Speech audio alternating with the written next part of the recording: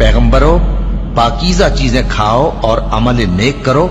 जो अमल तुम करते हो मैं उनसे वाकिफ हूं। और ये तुम्हारी जमात हकीकत में एक ही जमात है और मैं तुम्हारा परवरदिगार हूं, तो मुझसे डरो। फिर लोगों ने आपस में अपने काम को मुतफर्रिक करके टुकड़े टुकड़े कर दिया। जो चीज जिस फिरके के पास है वो उसी से खुश हो रहा है, तो इनको एक मुद्दत तक इनकी गफलत में ही रहने दो।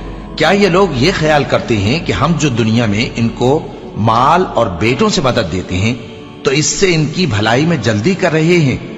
नहीं, बल्कि ये समझते ही नहीं। जो लोग अपने परवरदिगार के खौफ की वजह से डरते हैं और जो अपने परवरदिगार की आयतों पर ईमान रखते हैं और जो अपने परवरदिगार के साथ शरीक नहीं करते और जो दे सकते हैं देते हैं, जबकि उनके दिल इस बात से डरते रहते हैं कि इनको अपने परवरदिगार की तरफ लौट कर जाना है।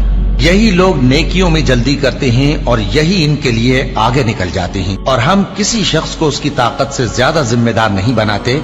और हमारे पास एक किताब है जो सच सच कह देती है और इन पर जुल्म नहीं किया जाएगा।